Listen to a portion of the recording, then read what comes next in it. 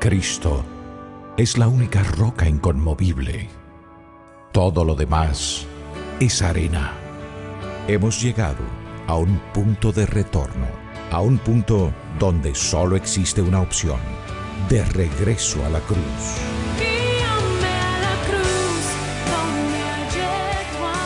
Ministerios Integridad y Sabiduría se complace en presentar desde Santo Domingo, en la República Dominicana, la segunda sesión de nuestra conferencia Por su Causa 2010. Sean bienvenidos y dispongamos nuestros corazones para ir juntos de regreso a la cruz. Hace unas décadas atrás, un famoso predicador llamado Donald Grey Barnhouse planteó una pregunta un tanto extraña.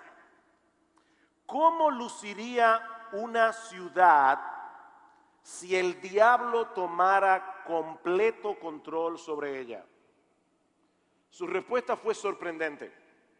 Todos los bares cerrarían, la pornografía se desvanecería, las calles estarían llenas de personas bien arregladas que se sonríen unas a otras, los niños dirían sí señor y no señora, y las iglesias estarían llenas cada domingo, solo que Cristo no sería predicado en ellas.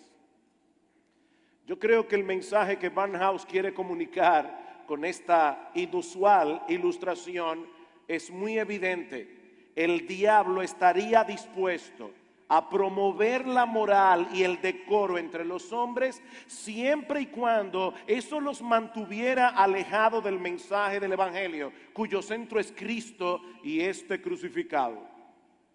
A través de todas las épocas, ese ha sido el foco del ataque de Satanás, y las iglesias de Cristo de nuestra generación no somos la excepción. Mis amados hermanos, pastores que están aquí en esta tarde, predicar fielmente el evangelio nunca ha sido fácil, nunca lo será.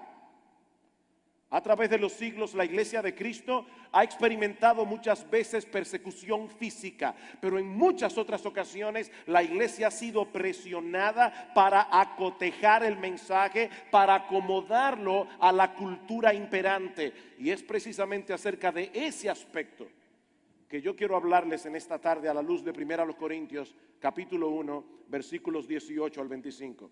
Si tienen sus Biblias y son tan amables de ir conmigo allí, 1 Corintios, capítulo 1, versículos 18 al 25. Dice el apóstol Pablo: porque la palabra de la cruz es locura a los que se pierden, pero a los que se salvan, esto es, a nosotros es poder de Dios. Pues escrito está: destruiré la sabiduría de los sabios, desecharé el entendimiento de los entendidos. ¿Dónde está el sabio? ¿Dónde está el escriba? ¿Dónde está el disputador de este siglo? ¿No ha enloquecido Dios la sabiduría del mundo? Pues ya que en la sabiduría de Dios el mundo no conoció a Dios mediante la sabiduría, agradó a Dios salvar a los creyentes por la locura de la predicación. Porque los judíos piden señales y los griegos buscan sabiduría, pero nosotros predicamos a Cristo crucificado. Para los judíos ciertamente tropezadero, para los gentiles locura, mas para los llamados, así judíos como griegos, Cristo poder de Dios y sabiduría de Dios. Porque lo insensato de Dios es más sabio que los hombres, y lo débil de Dios es más fuerte que los hombres. Para que nosotros podamos comprender este pasaje, debemos conocer un poco del trasfondo de esta iglesia a la que Pablo envió esta carta originalmente. Corinto era una ciudad griega de gran importancia en los tiempos del Nuevo Testamento. Y Dios levantó una iglesia allí en el segundo viaje misionero de Pablo, a la que se añadió una gran membresía durante el año y medio que el apóstol Pablo estuvo ministrando en la ciudad. Pero lamentablemente, muchos de los miembros de esta iglesia habían arrastrado consigo algunos de los aspectos más dominantes de su cultura. Los griegos, como la mayoría de ustedes saben, eran muy aficionados a la filosofía, eran muy aficionados a la retórica, es decir, el arte de la elocuencia.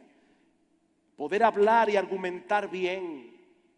Unos 3 siglos antes del apóstol Pablo habían aparecido en Atenas los primeros filósofos que comenzaron a enseñar por paga el arte de la retórica, el arte de la oratoria. Se llamaban sofistas. Hoy día la palabra sofisticado nos suena a algo complejo, a algo de cierto valor. No, la palabra sofisticado significa falseado. Los sofistas eran fantásticos, creando argumentos que parecían ser verdad, pero que no eran verdad. Una buena ilustración de este caso de los sofistas, con quienes Pablo definitivamente está tratando en este pasaje, es el caso de un maestro llamado Tisias. Acaba de enseñar a su discípulo Corax acerca de la buena oratoria. Al final del curso le dice: págame. Corax le dice: no, yo no debo pagarte. Si tú me enseñaste lo suficientemente bien, yo debería poder convencerte de que no te debo pagar. Y si no puedo convencerte de que no te debo pagar, entonces no me enseñaste bien. Eso es un sofisma. Por supuesto, Tisias era el maestro. Así que Tisias le responde: no. Si tú puedes convencerme de que no me debes pagar, entonces págame porque te enseñé bien. Y si no puedes convencerme, entonces págame porque no me convenciste. Y a los griegos les fascinaba eso. Les fascinaba eso. Y se agrupaban en torno a estos maestros, los cuales formaban escuelas que rivalizaban entre sí. El problema es que muchos de estos creyentes en Corinto habían introducido ese espíritu sectario dentro de la iglesia. Se agrupaban en torno a sus maestros religiosos, no porque veían en ellos un sincero amor a Cristo y un real compromiso con el evangelio. Se agrupaban en torno a ellos porque les fascinaba su elocuencia, les fascinaba su oratoria. Estos corintios se dejaban impresionar más por la forma que por el fondo. Por supuesto, eso los llevó a tener una visión distorsionada del ministerio cristiano, a tal punto que algunos llegaron a menospreciar al apóstol Pablo porque no satisfacía sus expectativas como orador. Ellos querían un maestro que los extasiara con su oratoria y con su conocimiento de filosofía, no un simple predicador que se contentara con proclamar el mero evangelio de Cristo. Y Pablo no ignoraba esta problemática cuando llegó por primera vez a la ciudad de Corinto, pero aún así él tomó la resolución de proclamar el mensaje de la cruz, sin recurrir a elocuencias artificiosas y sin alterar el contenido del mensaje. Versículo 17: pues no me envió Cristo a bautizar, sino a predicar el evangelio, no con sabiduría de palabras, o como dice la versión de las Américas, no con palabras elocuentes, para que no se haga vana la cruz de Cristo. Pablo tenía razones muy poderosas para no acomodar su ministerio a la cultura imperante. Y eso es lo que él pasa a explicar ahora a estos corintios. ¿Por qué yo no acomodé mi mensaje a vuestra cultura? Primera razón: porque la palabra de la cruz que el mundo tiene por locura es el instrumento que usa Dios para destruir la arrogancia humana. Versículo 18: porque la palabra de la cruz es locura a los que se pierden, pero a los que se salvan, esto es, a nosotros, es poder de Dios. En los tiempos del apóstol Pablo, los hombres se habían encargado de agrupar a los seres humanos en diversas categorías: judíos y griegos, romanos y bárbaros, libres y esclavos. Pero ahora Pablo nos dice que la verdadera línea divisoria que separa a la raza humana es la palabra de la cruz, el evangelio de Jesucristo. Todo el mundo se encuentra en un lado o en otro de esta raya. Para aquellos que se pierden, este mensaje es una tontería, una verdadera locura. ¿Cómo es posible que la salvación de la raza humana dependa de un judío que fue crucificado en una cruz? Eso no parece tener ningún sentido.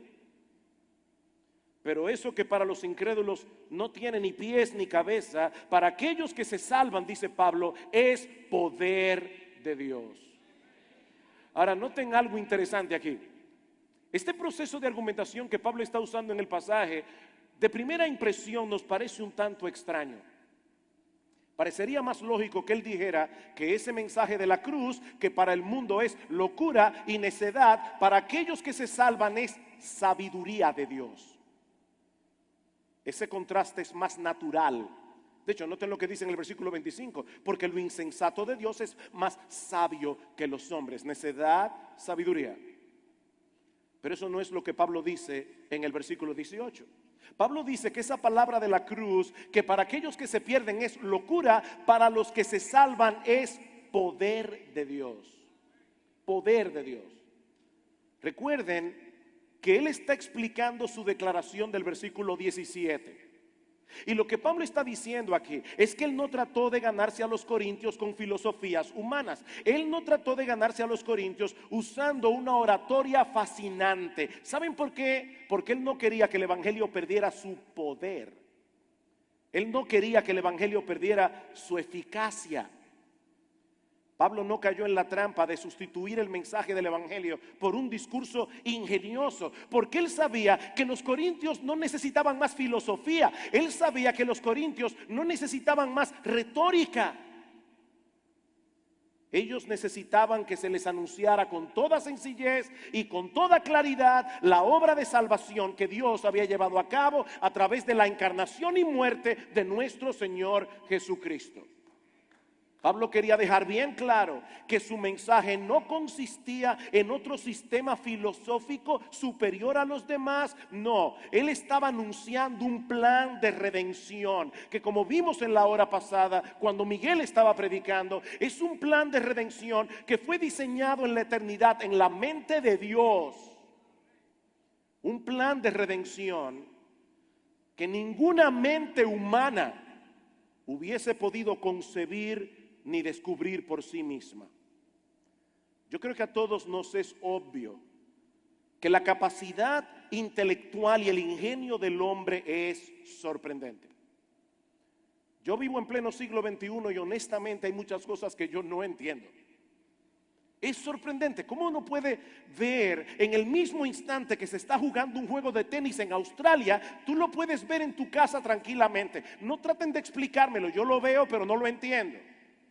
El hombre es muy ingenioso, pero ninguna mente humana hubiese sido capaz de resolver el complejo dilema que el evangelio resuelve. ¿Cómo puede un Dios infinitamente justo otorgar completo perdón a pecadores culpables y seguir siendo justo? ¿Cómo resolver ese dilema? Pues ¿saben qué, mis hermanos? Allí precisamente es donde fracasa la sabiduría humana. Allí es donde todo nuestro intelecto se convierte en necedad. La mayoría de las personas que viven en este mundo, si tienen un poco de sensatez, saben que algo no anda bien en el mundo. Pero tanto el diagnóstico como el remedio que ofrecen son completamente inadecuados. ¿Cuál es el problema del hombre? El problema del hombre es su pecado. El problema del hombre es su rebeldía contra Dios.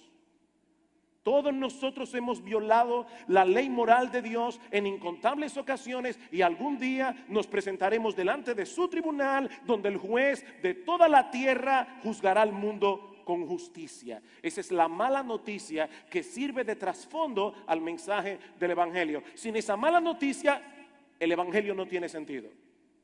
La buena noticia es que la segunda persona de la Trinidad, nuestro Señor Jesucristo, se hizo hombre, obedeció perfectamente la ley de Dios y luego fue a la cruz siendo inocente para morir en lugar de todos aquellos pecadores culpables a quienes Él vino a salvar. La gloria de la cruz. Y en base a esa obra de redención, ahora Dios ofrece en el evangelio perdón de todos nuestros pecados, el don de la vida eterna para todo aquel que se arrepiente y confía enteramente en la justicia de Cristo y en la obra que Él llevó a cabo en la cruz del Calvario. Al que no conoció pecado, por nosotros Dios lo hizo pecado, para que nosotros fuésemos hechos justicia de Dios en él. De manera que la solución del más grande de nuestros problemas está totalmente fuera de nuestro alcance.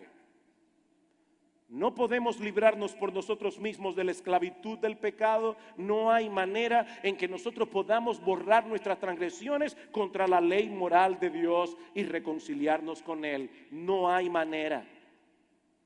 Pero es precisamente en ese punto en el que nosotros somos completamente impotentes e incompetentes donde Dios manifiesta su poder. Es por eso que Pablo dice que en la cruz del Calvario toda la arrogancia y todo el orgullo humano quedan completamente destrozados. Versículo 19, pues está escrito: destruiré la sabiduría de los sabios y desecharé el entendimiento de los entendidos. Está escrito, dice Pablo. Dios había determinado destruir la arrogancia y la autosuficiencia de los hombres. ¿Y saben cuál es el misil que él usa? La palabra de la cruz. La palabra de la cruz. Allí quedó evidenciada la infinita sabiduría de Dios en contraposición a la limitadísima sabiduría humana. Versículo 20, ¿dónde está el sabio? ¿Dónde está el escriba? ¿Dónde está el disputador de este siglo? ¿Acaso no ha enloquecido Dios la sabiduría del mundo? En palabras sencillas, lo que Pablo está diciendo aquí es que las mentes que el hombre más admira vienen a ser necedad cuando tienen que lidiar con el problema del pecado y con nuestro destino eterno. Dios enloqueció la sabiduría del mundo, la enloqueció. Pero la palabra de la cruz no solo aplasta el orgullo humano, sino que es también el instrumento poderoso que usa Dios para salvar a los creyentes. Versículo 21.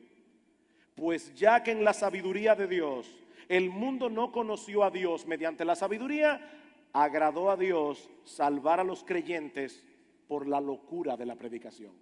Wow, impresionante. Pablo está diciendo aquí que fue un designio de Dios, un designio de su sabiduría, limitar la sabiduría humana para que el hombre no fuera capaz de conocerle por medio de la sabiduría del hombre. Ya que conforme a la sabiduría de Dios, el hombre no conoció a Dios mediante la sabiduría. Eso lo decidió Dios. Eso lo determinó Dios. ¿Saben para qué? Para destruir la arrogancia humana. Dios destruye nuestra soberbia por nuestro bien. Porque es la única manera en que nosotros podemos venir a Cristo en arrepentimiento y fe. Pero ahora noten algo. Pablo da un paso más adelante y nos dice que Dios determinó soberanamente que muchos sí iban a conocerle. Muchos le conocerían. Pero a través de una metodología que la sabiduría humana nunca hubiese podido prever: la locura de la predicación. En otras palabras, la proclamación de eso que Cristo llevó a cabo en la cruz del Calvario y que para el hombre es una estupidez. Cuando ese mensaje es proclamado en el poder del Espíritu Santo, Dios manifiesta su gracia salvadora. Nadie será salvo a menos que crea en Cristo, y nadie podrá creer en Cristo a menos que se exponga al mensaje del Evangelio, a menos que sepa lo que ese Cristo hizo en la cruz del Calvario para salvar a pecadores. Pero hay un problema, hermanos. El problema es que el diablo sabe eso. El problema es que el diablo conoce el poder del Evangelio. Él sabe lo que puede ocurrir cuando ese mensaje es proclamado fielmente y en el poder del Espíritu de Dios. Y precisamente por eso, mis amados hermanos, pastores que están aquí en esta tarde, el diablo tratará por todos los medios posibles de que la iglesia se dedique a hacer cualquier otra cosa menos predicar el Evangelio. Cualquier otra cosa. A Satanás no le importa si las iglesias se llenan de gente, como decía Barnhouse, siempre y cuando esas iglesias pongan a un lado la predicación de la palabra de Dios. siempre que no proclamen el evangelio de Jesucristo. ¿Recuerdan ustedes la parábola del rico y Lázaro? Cómo el rico, estando en el infierno, estando en tormento, le pide a Abraham: Padre Abraham, envía a Lázaro para que vaya a mis 5 hermanos y les testifique, para que ellos no vengan también a este horrible lugar. Abraham le contesta a Moisés y a los profetas: ¿tienen? Óiganlos. No, Padre Abraham. Me imagino al rico pensando: mis hermanos no leen la Biblia. Pero yo estoy seguro de que si alguien se levantara de los muertos, ellos escucharían el mensaje. ¿Saben cuáles son las palabras que Cristo pone en la boca de Abraham? No. Si no oyen a Moisés y a los profetas, tampoco se persuadirán, aunque algunos se levantaren de los muertos. ¿Acaso no es cierto que Lázaro resucitó y que muchos judíos se enteraron? ¿Creyeron los líderes religiosos de Israel? No, quisieron matar a Jesús y matar a Lázaro. Dice en Juan capítulo 11 y capítulo 12. No. Si no oyen a Moisés y a los profetas, si no es a través de la bendita palabra de Dios, no se persuadirán, aunque algunos se levantare de los muertos. Es la palabra de Dios la que tiene el poder, no las opiniones humanas. Ahora, ¿saben de qué hablan Moisés y los profetas? Vayan a Lucas capítulo 24. Si no oyen a Moisés y a los profetas. ¿Y cuál es el tema de Moisés y los profetas? Dice en el capítulo 24, versículo 25, cuando Cristo iba caminando hacia Emaús y se apareció a los discípulos que iban camino hacia la ciudad. Entonces Él les dijo, versículo 25: oh insensatos y tardos de corazón para creer todo lo que los profetas han dicho. ¿No era necesario que el Cristo padeciera estas cosas y que entrara en su gloria? Y comenzando desde Moisés y siguiendo por todos los profetas, les declaraba en todas las escrituras lo que de él decían. Cristo es el centro de ese mensaje, el mensaje que usa Dios para salvar a pecadores. Queridos hermanos, nosotros debemos resistir la tentación de sustituir la predicación de la palabra de Dios por cosas más llamativas y entretenidas. Es por medio de las escrituras que Dios nos da sabiduría para que podamos ser salvos. Dice 2 Timoteo capítulo 3 versículo 15. La palabra de Dios es viva y eficaz y más cortante que toda espada de 2 filos. La palabra de Dios. Pablo sabía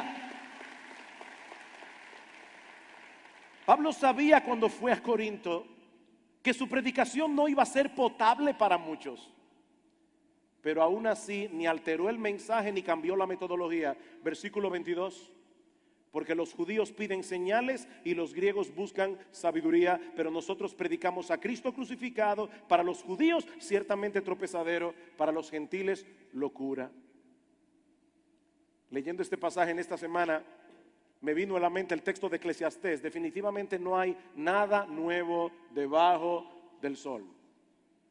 Los problemas que Pablo enfrentó al ministrar a los judíos y a los griegos de su época son exactamente los mismos que nosotros tenemos que enfrentar en el día de hoy. Los judíos piden señales, los griegos buscan sabiduría. Constantemente los judíos estaban demandándole al Señor, haz una señal, haz un milagro.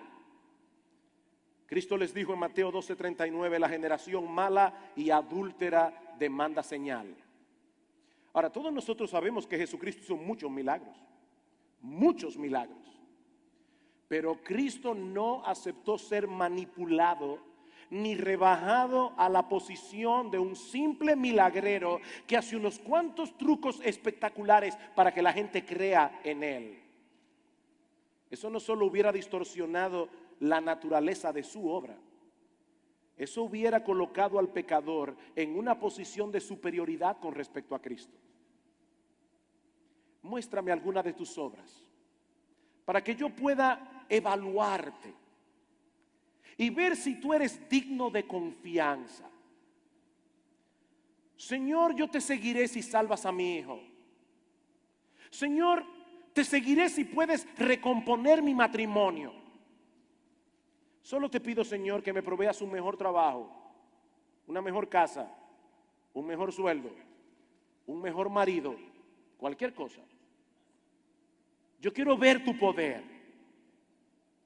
Yo quiero poder evaluarte, Señor, y así poder seguirte. Ese es uno de los grandes problemas del llamado evangelio de la prosperidad. Si es que puede llamársele evangelio. En vez de llevar a los hombres a buscar en Cristo al que puede salvarlos de sus pecados y reconciliarlos con Dios, estos evangelistas presentan a Cristo como una mezcla de genio de la lámpara de Aladino con psiquiatra todopoderoso.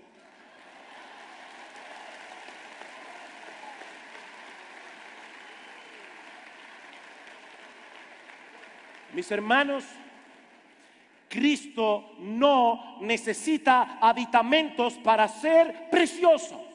Él no necesita prometer absolutamente nada. Él es precioso en sí mismo.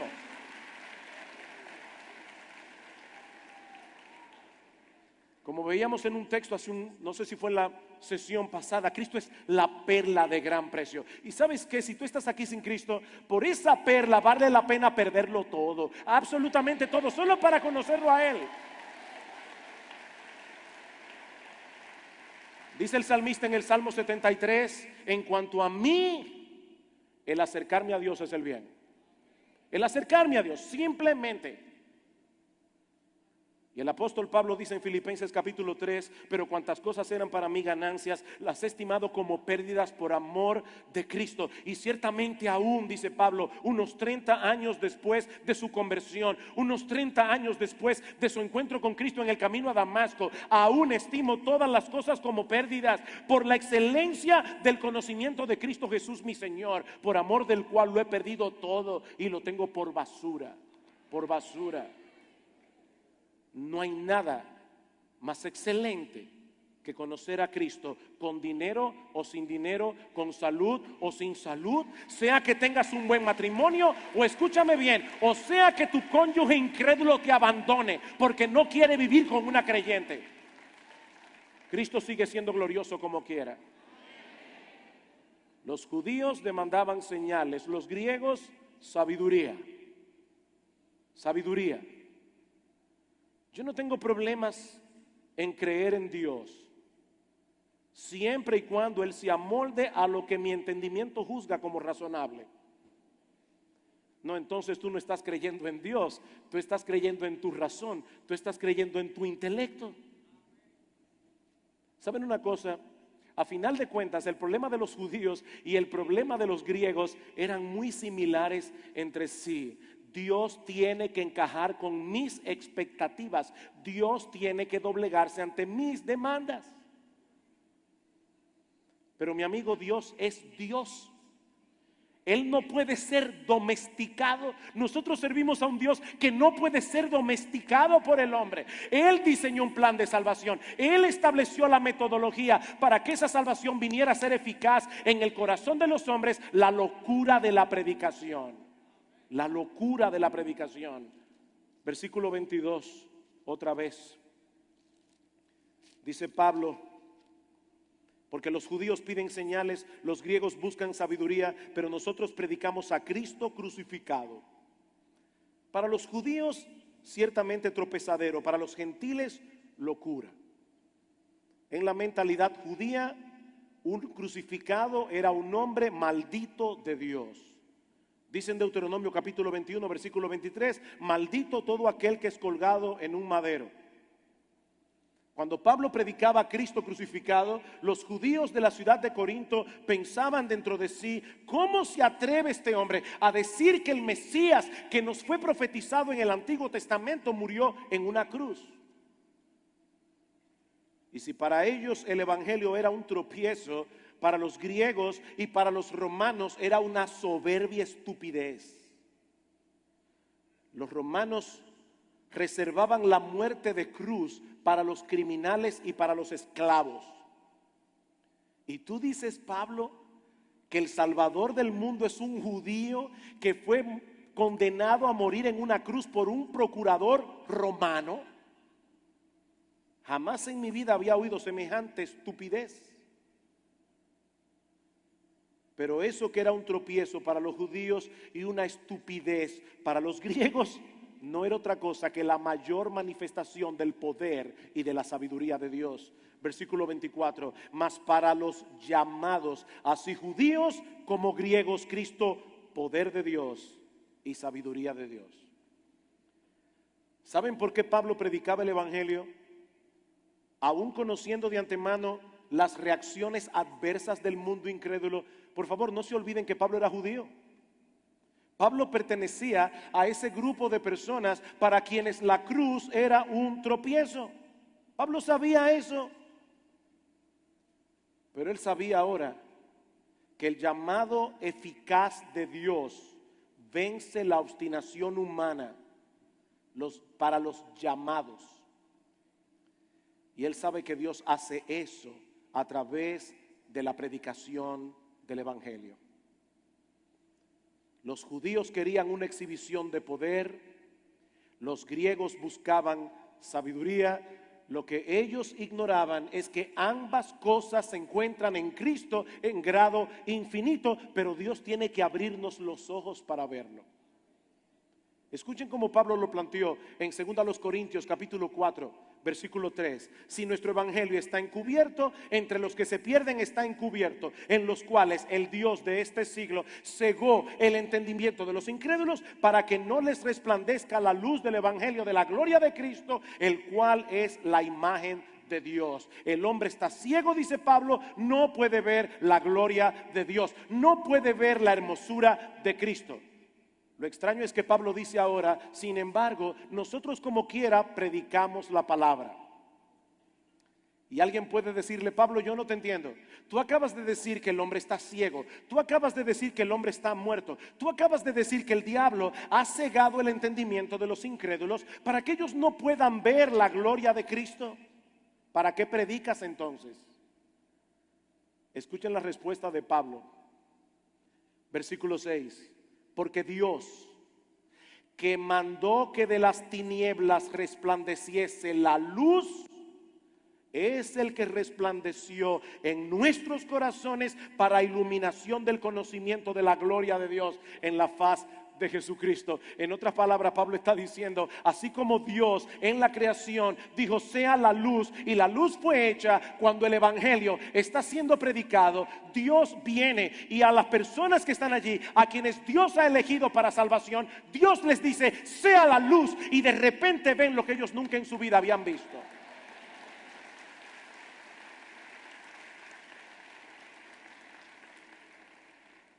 Miren, mis hermanos, por más duro que sea un corazón y por más entenebrecido que esté el entendimiento de un hombre, Dios puede transformarlo en un segundo. En un segundo.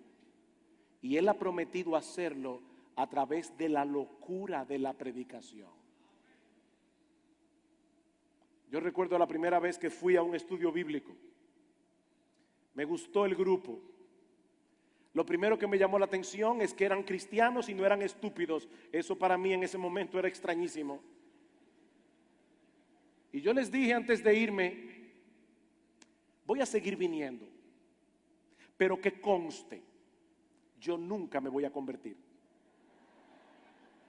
Si alguien me hubiera dicho que 32 años después yo iba a estar parado en un púlpito predicando ese evangelio, hubiera estado riéndome hasta ahora. Dios tiene poder para vencer nuestra necedad.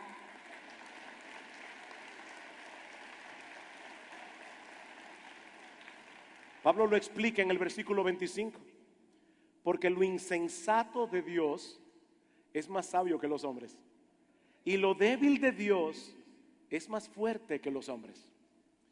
El plan de redención diseñado por Dios es insensatez y debilidad para la mente humana. Pero ¿saben qué, mis hermanos? Esa locura de Dios es infinitamente más sabia que toda la sabiduría que el hombre ha podido acumular a lo largo de toda su historia. Y esa debilidad de Dios es omnipotente.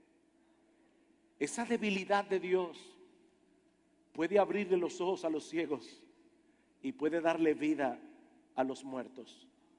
He ahí las razones por las que Pablo no cambió su agenda cuando visitó a los corintios. Él confiaba plenamente en la sabiduría de Dios, no en su propia sabiduría, y su ministerio era un fiel reflejo de esa realidad. Vayan conmigo al capítulo 2. Escuchen lo que dice Pablo aquí. Así que, hermanos, cuando fui a vosotros para anunciaros el testimonio de Dios, yo no fui con excelencia de palabras o de sabiduría. Y por si acaso, Pablo no está diciendo allí que él como orador era un incompetente. Mucho menos está diciendo allí que él no se preparaba para predicar. Hay algunas personas que son tan inteligentes que ellos no se preparan para predicar la palabra de Dios. Ellos van al púlpito y sacan lo primero que les sale a la mente. Bueno, eso no es lo que Pablo está diciendo aquí. Cuando Pablo dice que él no fue a ellos con excelencia de palabras, lo que él está diciendo es que él había evitado a propósito esa comunicación artificial que solo busca el aplauso de los hombres. Dice Pablo, yo no hice eso. Versículo 2. Pues me propuse no saber entre vosotros cosa alguna, sino a Jesucristo y a este crucificado. Y estuve entre vosotros con debilidad y mucho temor y temblor, y ni mi palabra ni mi predicación fue con palabras persuasivas de humana sabiduría, sino con demostración del Espíritu y de poder, para que vuestra fe no esté fundada en la sabiduría de los hombres, sino en el poder de Dios. Déjeme aclarar algo más con respecto a este pasaje. Cuando Pablo dice en el versículo 2, me propuse no saber entre vosotros cosa alguna, sino a Jesucristo y a este crucificado, Pablo no está diciendo que él solamente predicaba sermones evangelísticos. Pablo no está diciendo que los únicos textos que él exponía de las Escrituras eran aquellos que hablaban directamente de Cristo y de su muerte en la cruz. No, no es eso lo que Pablo está diciendo. Lo que Pablo está diciendo aquí es que todo su ministerio giraba en torno a Cristo y a este crucificado, porque ese es el tema central de las Escrituras. Me fascina como lo dice Timothy Keller. Nosotros nunca llegaremos más allá del Evangelio en nuestra vida cristiana, hacia algo más avanzado. Ya yo no necesito el Evangelio, ahora yo necesito una maestría. No, dice Tim Keller, nosotros nunca vamos a llegar más allá del Evangelio en nuestra vida cristiana. El Evangelio no es el primer paso en una escalera de verdades, más bien es el eje en una rueda de verdad. El Evangelio no es simplemente el ABC del cristianismo, el Evangelio es su A hasta la Z. El Evangelio no es el mínimo doctrinal que se requiere para entrar en el reino, es la manera como hacemos todo progreso en el reino. Pastores, el Evangelio no debe predicarse únicamente en conversos. Nuestros hermanos en la iglesia necesitan conocer el Evangelio. ¿Saben por qué? Porque si no predicamos el Evangelio, las normas éticas y morales que nosotros planteamos va a ser una fábrica de fariseos. Nosotros tenemos que predicar el Evangelio. Nosotros tenemos que hacerle ver a nuestros hermanos que la crianza de los hijos tiene que ver con el Evangelio, que la forma como ellos manejan sus matrimonios tiene que ver con el Evangelio. Nosotros tenemos que hacer ver a nuestros hermanos que la manera como gastan su dinero, la manera como hacen negocio, todo eso tiene que ver con el Evangelio. No, el Evangelio no es el ABC, el Evangelio es la A hasta la Z de la vida cristiana. La pregunta que debemos hacernos ahora es, ¿y qué de nosotros? ¿Qué de nosotros? ¿Cuál es el reto que las iglesias del siglo XXI tenemos por delante? El mismo que enfrentó Pablo en sus días: seguir proclamando el mensaje de la cruz y sus implicaciones sin alterar el contenido ni modificar la metodología, y dejar los resultados en las manos de Dios. Dejar los resultados en las manos de Dios. Mis hermanos, ¿saben una cosa? En estos 2000 años, la naturaleza humana no ha cambiado un ápice. Aunque el ropaje cultural sea muy distinto, el Evangelio sigue siendo ofensivo para unos, una estupidez para otros, y en algunos casos todas las anteriores. Una locura, un insulto. Si nosotros presentamos a Cristo como aquel que puede solucionar todas nuestras dificultades y darnos una vida plena y abundante, por supuesto, en términos de prosperidad terrenal. Nadie se va a molestar con ese mensaje. Si nosotros dejamos de predicar el evangelio de la cruz y transformamos nuestro mensaje en una especie de terapia psicológica o de programa de autoayuda, yo les aseguro que mucha gente nos escuchará de buena gana. Pero predicar a Cristo y este crucificado es enfrentar al hombre con una realidad desagradable acerca de sí mismos. Somos pecadores. Estamos en serios problemas con la justicia de Dios y no podemos salvarnos a nosotros mismos. La razón por la que el Hijo de Dios vino del cielo, se hizo hombre, vivió una vida perfecta y luego fue a la cruz, es porque esa era la única manera en que podíamos salvarnos. No hay otra opción. Esa es la verdad que nosotros debemos proclamar al mundo, tal como ha sido revelada por Dios en el Evangelio, por más ofensiva que resulte. Decía Charles Spurgeon, predicar a Cristo sin su cruz es entregarlo con un beso. Eso es traición. Eso es traición. Si comenzamos a acomodar el mensaje del evangelio para que nadie se ofenda o para que llegue a ser más potable para el hombre moderno, estamos haciendo vana la cruz de Cristo, estamos despojando a la cruz de su poder. Hay un conocidísimo predicador norteamericano, quisiera que no fuera tan conocidísimo. Este predicador dice francamente que él no habla de sus pecados, de los pecados o del pecado en sus sermones. Ese es un tema que él no toca. Después de todo, dice él, Dios nos ama como quiera. Eso suena muy bien. Eso es cómodo. Qué bueno oír eso. Dios nos ama como quiera.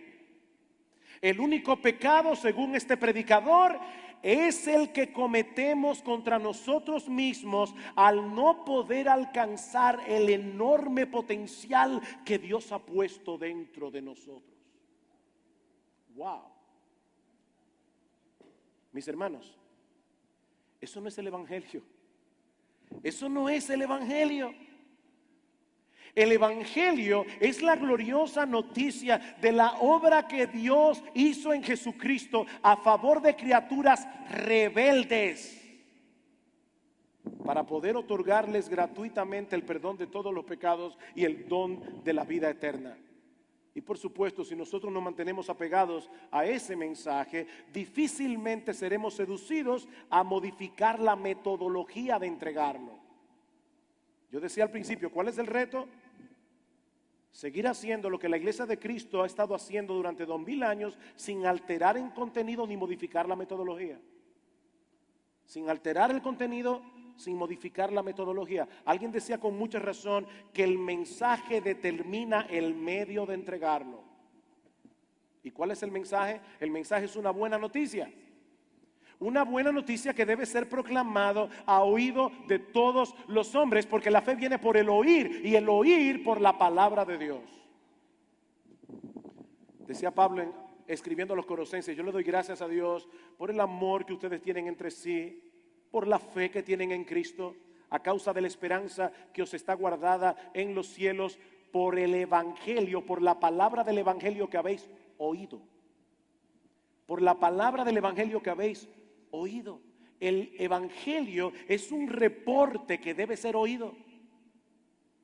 Y como bien señala Sam Storm, esto debe ser enfatizado en nuestros días. ¿Saben por qué? Porque muchos nos dicen hoy que la comunicación oral ha dejado de ser efectiva.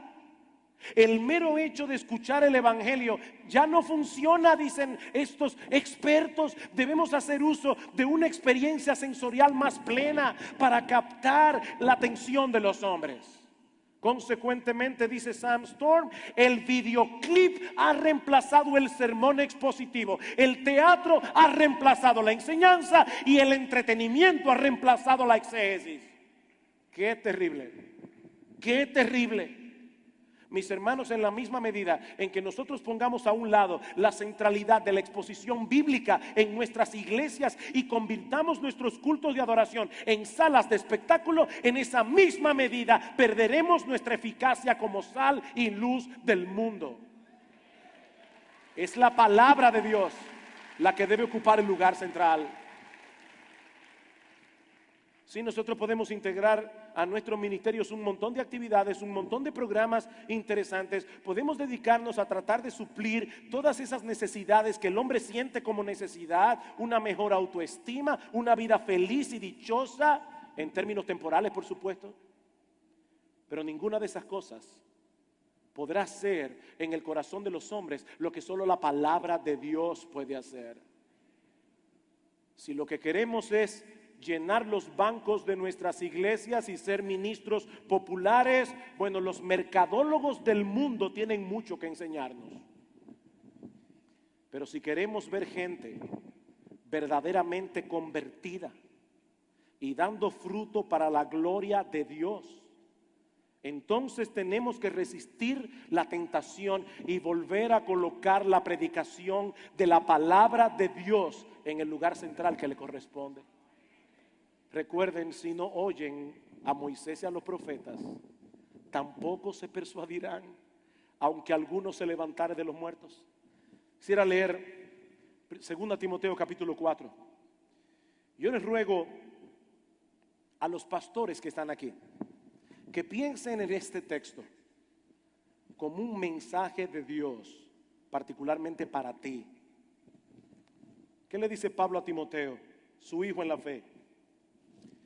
Te encarezco delante de Dios y del Señor Jesucristo, que juzgará a los vivos y a los muertos en su manifestación y en su reino, que prediques la palabra, que instes a tiempo y fuera de tiempo, redarguye, reprende, exhorta con toda paciencia y doctrina. Una mala palabra en estos días, porque vendrán tiempos cuando no sufrirán la sana doctrina. Y si Pablo no está describiendo este tiempo, entonces yo no entiendo este texto.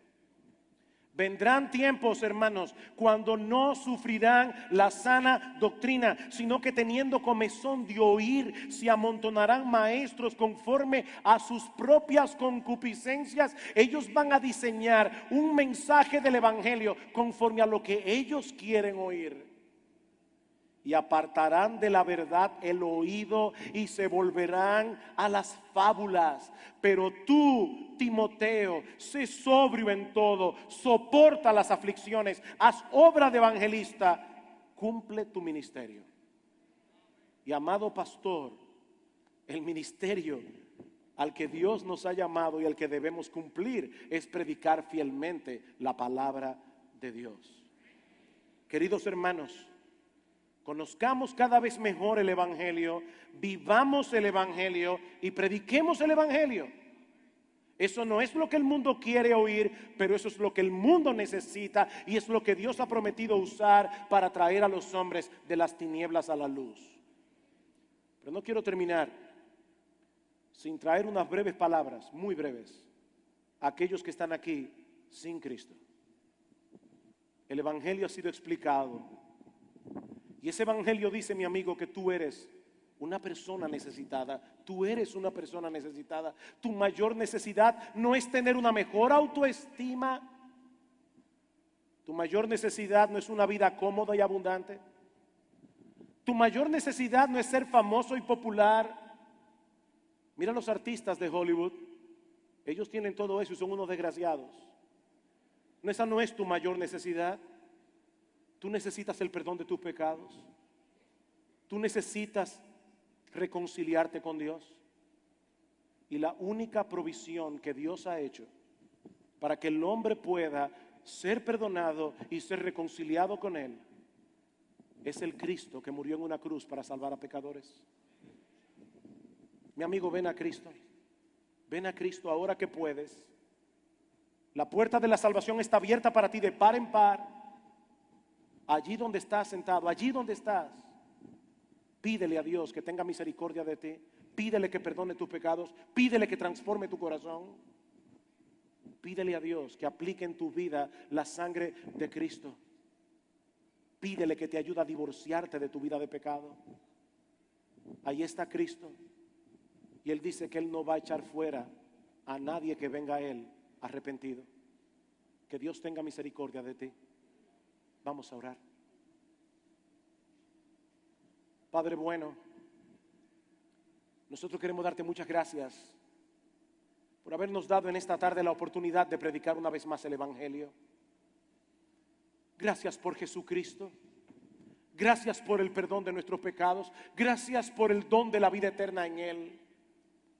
Oh Señor, ayúdanos a ser fieles predicando tu palabra a tiempo y fuera de tiempo, no apartándonos ni a izquierda ni a derecha. Señor, ten misericordia de aquellos que están aquí sin Cristo. Aplica tu palabra, reparte liberalmente arrepentimiento y fe. Oh Dios, que miren a Cristo y solo a Cristo, porque te lo pedimos en su nombre y para su gloria.